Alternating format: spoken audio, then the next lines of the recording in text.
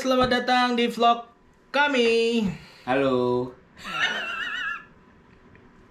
Halo, apa kabar?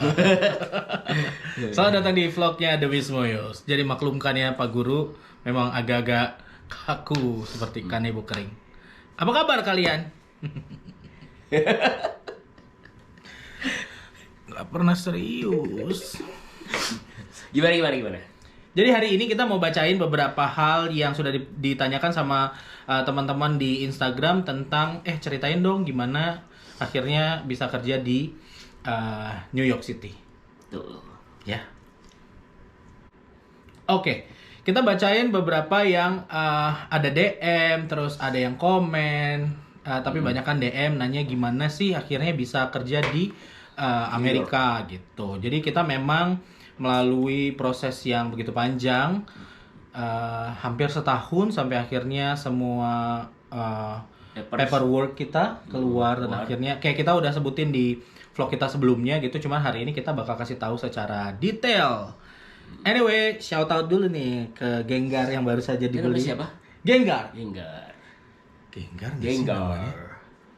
Iya kan? Baru dibeli tadi. Ya itulah pokoknya. Dan ini ada Andrea nanya, Kak ceritain dong prosesnya sampai akhirnya bisa bekerja di Amerika Serikat. Mungkin kita ke Mas Gali dulu yang sudah 1 minggu menjalani pekerjaan sebagai guru sekolah dasar di Queens, New York City. Oke, terima kasih Andrea pertanyaannya. Terima kasih. Putri Indonesia lu. Ya, terima kasih. Kita apa dulu ya? Apa ya? Semuanya Dong, awalnya. Sebetulnya kan kemarin tuh enek-eneknya. Ya. Nggak, Deng. Aduh. Jadi intinya memang setelah 1 minggu kerja sebagai guru di sekolah dasar, sebenarnya waktu itu kan tujuan akhirnya kan pengennya ngajar di universitas gitu seperti di Indonesia pada saat itu, tapi aku memilih untuk kita mulai aja dari benar-benar dari awal gitu ya. Siapa tahu dengan SD, mengenal SD dan sistem pendidikan di Amerika tuh akan jauh lebih bisa supaya aku tuh nggak terlalu kagok nanti pas udah ngajar di universitas gitu. Nah, yang aku tidak perhitungkan tuh adalah ketika sebenarnya udah tahu sih ini adalah kelas 3 sampai kelas 5 yang aku ajar gitu. SD gitu. Okay. Dan nggak tahu lumayan sangat shocking sih seminggu pertama itu. Karena kan saya yang ngelihat ekspresinya Mas Gali ketika pulang kerja ya, jadi kayak baterainya tuh kayak udah lowbat tinggal 1%. Ya itu parah sih, bener-bener kayak nggak nyangka aja kayak betapa, tapi semakin menghargai peran guru juga gitu di Indonesia maupun di sini gitu ya. Mau itu kalau dibilang kan banyak yang mungkin guru gitu, kayaknya ya walaupun kita selalu bilang guru tuh mulia gitu ya, itu kita udah tahu, tapi kan banyak juga orang yang kayak guru aja ya gitu, kayak itu kayak menyepelekan ya gitu. Okay. Tapi guru tuh adalah itu sih menurutku tuh setelah kemarin tuh seminggu aja tuh padahal makin tahu kalau guru tuh betul-betul memang mendedikasikan hidupnya, waktunya dan energinya terutama untuk mengajar atau untuk mendidik gitu anak-anak ini gitu, which is itu kan sangat-sangat benar-benar mulia gitu. Dan nggak di Jakarta, nggak di Indonesia, nggak di Amerika, menurutku semua guru tuh pasti pengorbanannya juga gede gitu. Iya, tapi sayangnya kalau di Indonesia kan kesejahteraan guru tuh masih agak timpang ya. Masih banyak guru-guru ada honorer dan segala macam, karena kebetulan ibu saya juga guru gitu. Masih apa ya, kalau kasarnya tuh tidak, saya nggak bisa bilang tidak terlalu diperhatikan, tapi mungkin bisa diperhatikan lebih baik. Iya, mungkin pemerintah bisa lebih tahu bahwa generasi bangsa kan yang mendidik adalah para pendidik gitu kan, mau dari guru TK, PAUD dan segala macamnya, SD, SMP, SMA, sampai dosen-dosen gitu, harusnya memang diberikan apresiasi lebih gitu, atau punya salary atau gaji yang lebih gitu. Karena di sini ternyata yang setelah kita tahu dan jalanin bukan divisi atau area-area yang memang public service itu memang punya salary yang cukup baik ya di Amerika. Kebetulan guru di Amerika tuh tunjangan dan benefit dan gaji yang paling baik itu ya di New York City. Jadi emang sudah ya, mungkin emang udah rezeki juga ya untuk bisa kerja. Karena di Amerika tidak semuanya gitu mereka mengcover kesejahteraan guru dengan baik. New York City itu yang pertama, paling nomor 1. Maksudnya rankingnya ya? Rankingnya itu nomor 1 untuk di seluruh Amerika. Salary-nya maksudnya? Salary dan benefit, dan pokoknya mereka sangat diperhatikan gitu. Oke. Nah, ada yang kayak tadi, kayak saya bilang, kayak Mas Gali, awal-awal ngajar tuh baterainya kayak pulang ke rumah tuh udah kayak langsung drop gitu. Jadi pulang ke rumah, makan malam, terus udah tidur gitu. Karena harus bangun subuh ya, jam 5-an gitu. Apa yang membuat Mas Gali akhirnya kayak, kok agak shock gitu ya? Shock culture. Shock culture-nya mungkin kalau sebenarnya kita tahu ya kalau guru itu kan tidak hanya ngajar, tapi juga mereka harus mempersiapkan kelas, mereka harus menata murid-murid sebelum masuk kelas segala macam. Sistemnya sih udah rapi banget.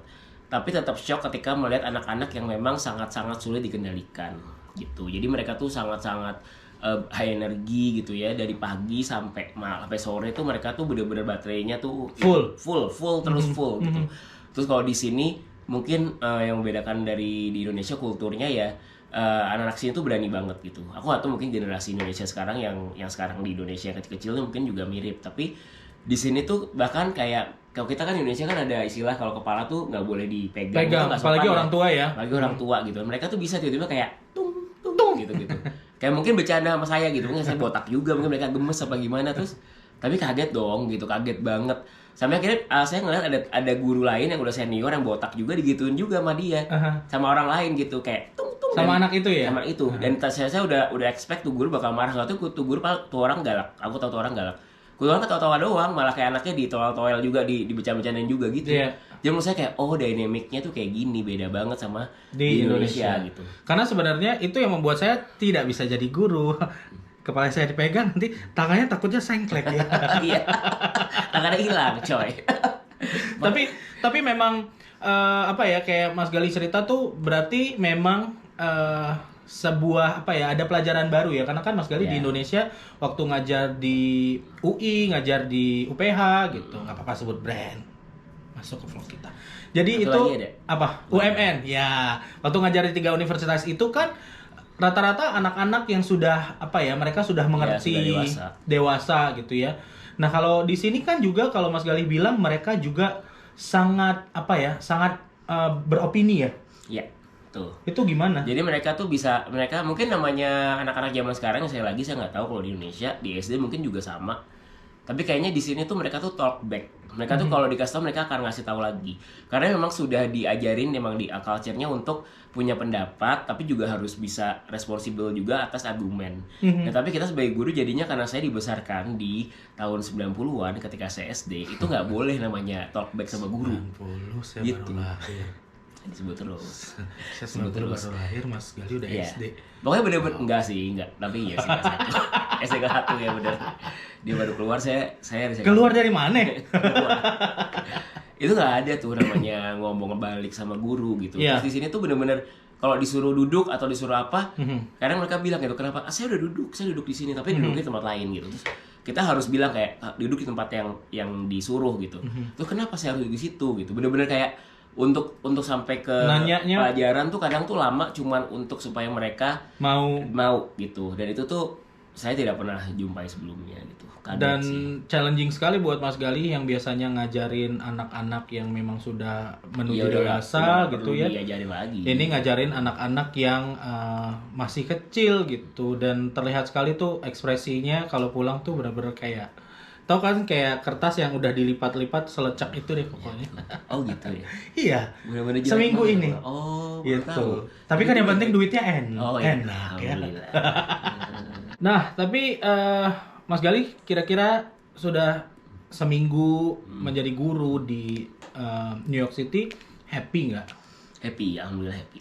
Awal-awal mungkin emang tadi itu shock, terus beberapa hari itu suka kayak kepikiran aja terus, kayak mungkin nggak sih buat aku tuh tiap hari tuh ngeliat anak-anak terus kayak diteriak-teriakin sama anak-anak. Tapi minggu makin pas weekend ini malah makin kayak ngerasa kayak gue suka deh gitu, walaupun ya tadi baik lagi mungkin tidak selamanya di SD gitu ya, tapi aku suka ngajar gitu. Pada akhirnya aku suka banget ngajar dan termasuk bagian di pendidikan itu gitu. Terus mungkin kalau bisa, mungkin yang bikin aku happy banget tuh adalah ketika di sini tuh setiap kali masuk kelas atau setiap kali masuk sekolah itu ada ada tulisan gitu, misalnya di papan tulis gitu kan, kayak mereka kan harus selalu kayak respect other segala macam gitu. Ada kayak word of the days gitu, jadi kayak kata-kata yang harus mereka ingat, mereka pelajarin. Salah satunya tuh yang aku terharu banget tuh ya ada kata-kata seperti LGBT gitu, ada bukan gender affirmation ya. Pokoknya intinya mereka sangat-sangat mereka tuh mendukung gitu ya, dan mengencourage anak-anak ya, anak-anak untuk terbuka dengan siapa diri mereka sesungguhnya. Jadi itu tuh udah diajarin dari kecil banget gitu tentang hal seperti itu yang mungkin ya kalau di tanah air mungkin belum gitu. Iya, maksudnya lebih kepada bertoleransi dengan perbedaan seksualitas, karena kan sebenarnya ya seperti kita juga kan, kita sudah tahu kan identitas kita sebenarnya dari SD seperti apa gitu. Dan tapi anak-anak di sini dipersilahkan untuk berekspresi sebagai dirinya sendiri sedari kecil. Plus juga kan di sini juga kan sangat diajarkan bertoleransi masalah agama juga ya, Mas Gali ya. Karena sekolah yang Mas Gali hajar ini kalau nggak salah adalah sekolah Katolik tadinya ya. Tadinya sekolah, aku tuh nggak tahu technically kayaknya tetap sekolah Katolik, tapi mereka punya ada beberapa entah cabang entah apa gitu. Ya tetap sekolah Katolik sih, tapi mereka emang tidak punya kayak logo-logo kayak tentang keagamaan. Jadi nggak ada. Jadi kayak Mas Gali bilang juga, banyak juga ada beberapa murid yang Mas Gali ajarin ternyata Muslim ya. Muslim. Rata-rata adalah dari Arab ya. Mediterania. Iya, Arab. Mediterranean. Jadi banyak. Jadi macam-macam ketika mereka dijemput orang tua tuh ada yang ibunya berhijab gitu, terus ada yang kulit putih, ada yang kulit hitam, ada yang Latin gitu, bener-betul macam-macam banget. Dan seneng gitu ngeliatnya kalau mereka tuh mempercayakan anak mereka. Ya mungkin kita nggak tahu sih, tapi makanya mereka setidaknya juga mau gitu. Oh ya anak gue diajarin tentang ya norma-norma yang ada gitu di dunia tuh kayak gimana yang sih sedang gitu. eksis ya. Dan Mas Gali juga kan setiap hari itu pasti ketemu orang tua yang ngejemput ya, karena kan harus absenin anak-anak dulu sampai masuk ke bus ya. Iya. Atau mereka yang jemput depan pintu gitu kan? Iya, depan pintu. Biasanya depan pintu anaknya udah tahu itu orang tuanya, mereka langsung pergi gitu ke ibunya, bapak ibunya. Oke, ini buat Kak Teddy. Kak Teddy. Kemarin kok sempat marah-marah di sosial media dan bikin video yang lumayan lucu untuk nyindir saudaranya, kenapa? Duar. Sebenarnya udah nggak mau bahas lagi karena ya udahlah ya, udah terjadi. Jadi ada keluarga yang datang ke rumah mengintimidasi ibu saya gitu. Kayak standar banget ya untuk mengintimidasi ibu saya, tentang pokoknya nunjukin bahwa ngasih tahu, oh ya selama ini saya menjadi perbincangan, saya dan Mas Gali menjadi perbincangan di grup keluarga yang bukan keluarga saya sebenarnya. Jadi si sepupu itu punya grup keluarga dari keluarga sebelah ibunya, disitulah saya digosipin gitu. Penting ya, artis. Terus gimana itu?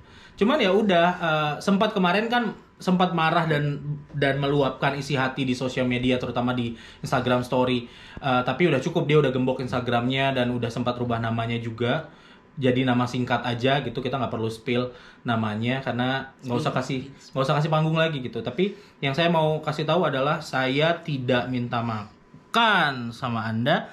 Saya tidak minta dibayarin KPR rumah saya di Banda Aceh. Saya tidak minta dibiayain kuliah adik saya yang alhamdulillah adik saya baru lulus sidang kemarin. Saya berjuang bertahun-tahun supaya dia bisa lulus kuliah.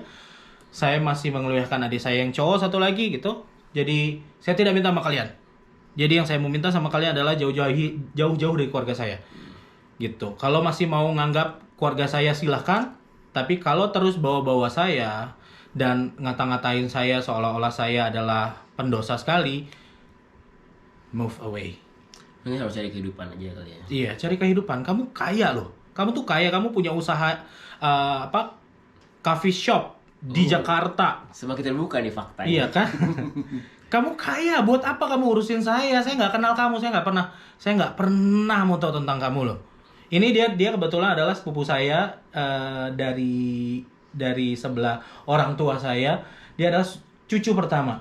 Jadi kita rentan usianya ada kali 10, 11 tahun, 12 tahun dan kita nggak pernah ketemu gitu. Ya tapi kalau nggak happy ya. Iya, dan ngapain lo harus cari tahu pakai fake account terus pakai bilang iya saudara-saudara saya suka sekali lihat kehidupannya saya terus diolok-olok gitu. Untuk Padahal kita apa? happy ya di sini. Iya, katanya ngerti agama, tahu nggak? Tuhan nggak suka membuli sesama umat. Kayak, wow, you are so stupid. Oke, jadi jauh-jauh. Gitu.